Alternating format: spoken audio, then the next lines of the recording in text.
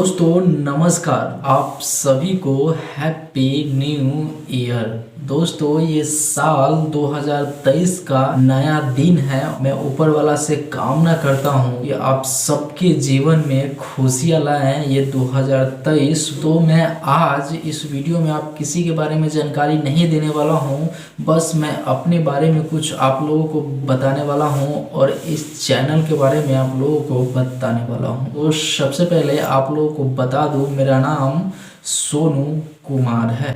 दोस्तों आप लोगों को बता दूं कि ये चैनल मैं 2022 में ही स्टार्ट किया था और इस पे आप लोग इतना ज़्यादा प्यार दिए कि ये चैनल अब मोनेटाइज भी हो गया है। और इस चैनल का नाम आप लोग देख रहे हैं ब्रांड न्यूज भोजपुरी।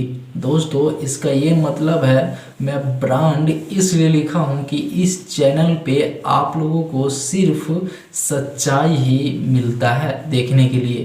दोस्तों मेरा एक और चैनल है जो नीचे लिंक है, सोनू म्यूजिक वर्ल्ड, जिस पे मेरे कंपनी का जो भी गाना रिलीज होता है इस चैनल से रिलीज होता है। तो आप लोग ज़रूर इसको भी सब्सक्राइब कर लीजिए।